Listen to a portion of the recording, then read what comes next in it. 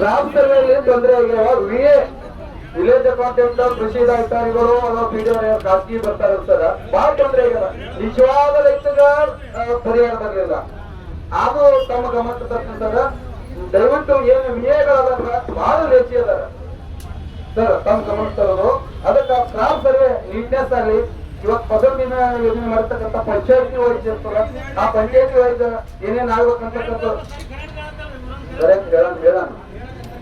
ಅದಕ್ಕ ನೀವೇನು ಪಂಚಾಯತಿ ವೈಸ್ ಇರ್ತದೆ, ಕೆಲವೊಂದು ಪಂಚಾಯತಿ ಹೋಗ್ತಾರೆ, ಇದು ಬರ್ತಾರೆ ಫಸಲ್ ಬಿಮಾದ್ರು, ನಮ್ಮ ಪಂಚಾಯತಿ ಬರಲೇ ಇಲ್ಲ. ನಿಜವಾಗ್ಲೂ ಕೆಲ ರೈತರದ್ದು ಎಲ್ಲ ಮಾಡಿ ಹಾಳಾಗಿ ಹತ್ತಿ ಕಿಲೋಮೀಟರ್ ಹೋಯ್ತು, ಆದ್ರೂ ಬರಲಿಲ್ಲ. ಅದಕ್ಕ ನೀಟ್ನೆಸ್ ಆಗಿ ಚಂದಾಗಿ ಆಗುತ್ತಾರೆ. ದಯವಿಟ್ಟು ಅದನ್ನು ಎಚ್ಚರ ತಗೋಬೇಕು. ಕಂದಾಯ ಇಲಾಖೆ ನಿಮ್ಗೆ ಚಾನಲ್ ಬರೋದ್ರಿಂದ ನೀವು ದಯವಿಟ್ಟು ಅದ್ರ ಬಗ್ಗೆ. ಈಗ ನಮ್ಮ ಮುಖಂಡರು ಗ್ರಾಮ ಸರ್ವೆ ಬಗ್ಗೆ ಹೇಳಿದ್ರು. ನಾನು ಇಲ್ಲಿ ಸೇರಿರುವಂತ ಎಲ್ಲ ಮುಖಂಡರಲ್ಲಿ ಮತ್ತೊಂದ್ಸಲ ಮನವಿ ಮಾಡ್ಕೋತೀನಿ. ನಮ್ಮ PR ಗಳು ಬಂದು ಗ್ರಾಮ ಸರ್ವೆ ಮಾಡ್ತಾರೆ. ಅದಕ್ಕೂ ಕೂಡ ನೀವು ಇವತ್ತಿನಿಂದನೇ ನಿಮ್ ಹೊಲದ್ದು ಸರ್ವೆ ನೀವೇ ಮಾಡ್ಕೋಬಹುದು. ಅಲ್ಲಿ ಫಾರ್ಮರ್ ಶಾಪ್ ಅಂತ ಇದೆ, ಅದನ್ನ ನೀವು ಮಾಡ್ಕೊಂಡ್ರಿ ನೀವು ಎಕ್ಸಾಕ್ಟ್ ಆಗಿ ಅಲ್ಲಿ GPS ಲೊಕೇಶನ್ ಅಲ್ಲಿ ನೀವು ಏನ್ ಬೆಳೆದಿರ ಅಂತ ಕ್ರಾಪ್ ಎಂಟ್ರಿ ಮಾಡಿದ್ರೆ ನಮ್ಮ PR ಅವಶ್ಯಕತೆ ಬೀಳಲ್ಲ. ನಿಮ್ದು ಎಕ್ಸ್ಟೆಂಡ್ ಎಷ್ಟಿದೆ, ಸರ್ವೆ ನಂಬರ್ ಏನ್ ಬೆಳೆದಿರ ಅಂತ ನೀವೇ ಹಾಕ್ಬಿಟ್ರೆ ಏನ್ ಕೆಲಸ ನೀವೇ ಮಾಡುತ್ತೆ. ನೀವೇನಾದ್ರು ಮಾಡ್ಲಿಲ್ಲ ಅಂದ್ರೆ ನಾವು ಒಂದು ವಾರ ಆದ್ಮೇಲೆ ನಮ್ಮ PR ಗಳಿಗೆ ಯಾಪ್ ಕೊಡ್ತೀವಿ, ಅವ್ರು ಬಂದ್ಬಿಟ್ಟು ಸರ್ವೆ ಮಾಡ್ತಿದಾರೆ.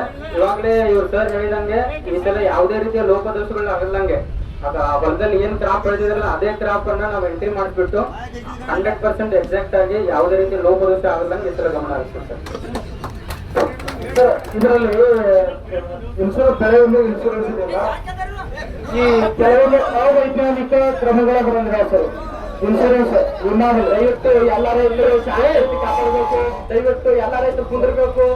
ಎಲ್ಲ ನಿಮ್ ಸಲ ಮನೆ ಮಾಡಕ್ಕೆ ದಯವಿಟ್ಟು ಕುಂದ್ರಿ. ಇನ್ನೊಂದು 5 ನಿಮಿಷ ದಯವಿಟ್ಟು ಶಾಂತದಿಂದ 2 ನಿಮಿಷ ಸ್ವಲ್ಪ ಕ್ಲಿಯರ್ ಇರಲಿ.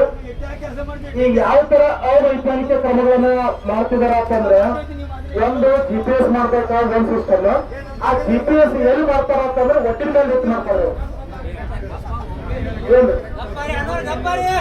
ಅಲ್ಲಿ ಏನಾಗಿರ್ತದ, ಹೆಂಗ್ ಮಿಸ್ಟೇಕ್ ಆಗ್ತದ ಅಂದ್ರೆ, ನಮ್ಮ ರೈತರು ಸಾಮಾನ್ಯವಾಗಿ ಏನ್ ಮಾಡ್ತಾರ, ನಾವು ಅವರೆಲ್ಲ ಬಂದ ಮೇಲೆ ಹೆಚ್ಚುಕೊಂಡು ಹೋಗ್ತಿರ್ತಾರ. ಈ GPS ಜಾಗ ನಿಂತರ ಅಂದ್ರೆ ಹಿಂದೆ ಏನ್ ಬೆಳೆ ಇರ್ತದ ಆ ಬೆಳೆ ತಗೋತಿರ್ತದ. ಈ ಬೆಳೆ ತಗೊಳಂಗಿಲ್ಲ, ಬೆಳೆ ಬದಲಾವಣೆ ಆಗ್ತದೆ. ಆ ಬೆಳೆ ಬದಲಾವಣೆ ಆದ್ಮೇಲೆ ಮುಂದೆ ಪರಿಹಾರ ಬರ್ಬೇಕಾದ್ರೆ ಸರ್ ಅಲ್ಲಿ ಏನಾಗ್ತದೆ, ಉತ್ತಾರಿ ಒಳಗೂ ಇಲ್ಲಿ ಏನ್ GPS ಆಗಿರ್ತೋ ಅದೇ ಬರ್ತೈತಿ. ಮುಂದೆ ಪರಿಹಾರ ಬರ್ಬೇಕಾದ್ರೆ ಇವ್ರ ಬೆಳೆ ಬ್ಯಾರೆ ಐತಿ, ಇನ್ಶೂರೆನ್ಸ್ ಬರಲಂತೆ ಹನ್ನೊಂದು ತಾಲೂಕು 300 ಕೋಟಿ ರೂಪಾಯಿ ಪೆಂಡಿಂಗ್ ಇರ್ತವೆ 2022ರಾಗ. ಯಾರು ಒಂದ್ಸತಿ ಹಿಡಿದ್ರು ಅವರು, ಕೊನೆಗೆ ನಾವೊಬ್ಬರು ಹಾರ್ಟಿಕಲ್ಚರ್ JD ಅವ್ರ ಜೊತೆ ಮಾತಾಡಿ ಆಮೇಲೆ ಅದನ್ನ ಕ್ಲಿಯರೆನ್ಸ್ ಮಾಡಿ ಇನ್ಶೂರೆನ್ಸ್ ಪೇಮೆಂಟ್ ಮಾಡಿಸ್ತೀವಿ. ಇದು ತಳಮಟ್ಟದಲ್ಲಿ ಆಗಕತ್ತದೆ. ಬಟ್ ಇನ್ನೊಂದು ಸರ್, ಇವ್ರು ಇನ್ಶೂರೆನ್ಸ್ ಬೆಳೆ ಕನ್ಸಿಡರ್ ಮಾಡ್ಬೇಕಾದ್ರೆ, ಪರಿಹಾರ ಕನ್ಸಿಡರ್ ಮಾಡ್ಬೇಕಾರೆ 7 ವರ್ಷದ ಇಳುವರಿಯನ್ನ ಪರಿಗಣನೆ ಮಾಡ್ತಾರೆ. 7 ವರ್ಷದ ಇಳುವರಿ ಯಾಕೆ ಅದನ್ನ ಆತರ ಯಾಕೆ ಪರಿಗಣನೆ ಮಾಡ್ತಾರೆ? ಈ ವರ್ಷ ನಮಗೆ ನುಕ್ಸಾನ ಆಗೈತಿ, ಈ ವರ್ಷ ನಾವು ತುಂಬಿದ್ವಿ. ಅವ್ರು ಏನ್ರ 1 ವರ್ಷ ತುಂಬಿದ್ 7 ವರ್ಷ ಕನ್ಸಿಡರ್ ಮಾಡ್ತಾರ? ಮಾಡಂಗಿಲ್ಲ. ವರ್ಷ ತುಂಬಿಸ್ಕೋತಾರ. ಹೌದಲ್ರಿ? ವರ್ಷ ತುಂಬಿಸ್ಕೋತಾರ ಅಂತಂದ್ರೆ ಆ ವರ್ಷ ಏನ್ ನುಕ್ಸಾನ ಆಗೈತಿ ಆ ವರ್ಷನೂ ಕೊಡ್ಬೇಕು. ಇಲ್ಲ 7 ವರ್ಷದ ಇಳುವರಿ ನೋಡ್ತೀವಿ ಅಂತ ಹೇಳ್ತಾರ. ಮತ್ ಇದನ್ನು ಬದಲಾವಣೆ ಆಗ್ಬೇಕು. ಮತ್ ಇನ್ನೊಂದು ಕ್ರಾಪ್ ಫೀಲ್ಡ್ ತೆಗಿಬೇಕಾದ ಫೀಲ್ಡ್ ಅಲ್ಲಿ ಏನ್ ಮಾಡ್ತಾರ ಅಂದ್ರೆ, ಇವರು ಸುಮ್ಮನೆ ನಾವು ಬೈಬಾರ್ದು, ಹೊಲಸು ಪದಗಳು ಬರ್ತಾವ ಸರ್. ಪಂಚಾಯತಿಯಲ್ಲಿ ಬಿಫೋರ್ ಇದನ್ನ ಅಂಡರ್ಮೈನ್ ಸರ್ವೆ ನಂಬರ್ ಆಯ್ಕೆ ಆಗಿರ್ತದೆ ಸರ್. ಬಿಫೋರ್ ಪಂಚಾಯತಿಯಲ್ಲಿ ಡಂಗ್ರ ಸಾರ್ಬೇಕು.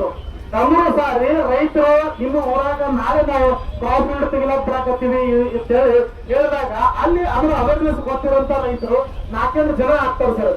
ಇಲ್ಲಿ ಏನ್ ಮಾಡ್ತಾರೆ ಅಂದ್ರೆ, ಯಾರೋ ನಿಮ್ಮ ಇಲಾಖೆಯಿಂದ 2-3 ಮಂದಿ ಬರ್ತಾರೆ, ಅವರು PDO ಇರ್ತಾರೆ. ಆಮೇಲೆ ಅವರು ಯಾರಿಗೂ ಹೇಳಂಗಿಲ್ಲ ರೈತರು.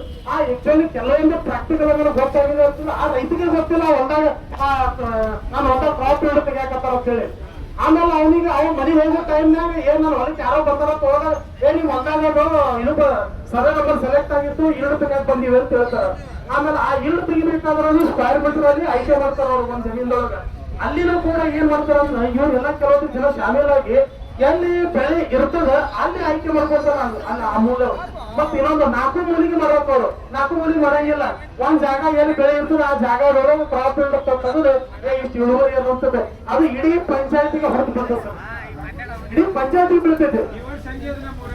ಅದಕ್ಕೆ ಇವೆಲ್ಲ ಅವೈಜ್ಞಾನಿಕ ಕ್ರಮಗಳು ಮೊದಲು ಹೋಗ್ಬೇಕು ಸರ್ ಇವೆಲ್ಲ. ಆಮೇಲೆ ಕೆಲವೊಂದೆಲ್ಲ ಇಲ್ಲಿ ಇನ್ಶೂರೆನ್ಸ್ ಏಜೆಂಟ್ಗಳು ಅದರ ಇನ್ಸೂರೆನ್ಸ್ ಮಾಡಿಸೋಕೋಸ್ಕರ ಈ ದ್ರಾಕ್ಷಿ ಇರ್ಬೋದು ಬೇರೆ ಬೇರೆ ರೀತಿ ಅದಾವ.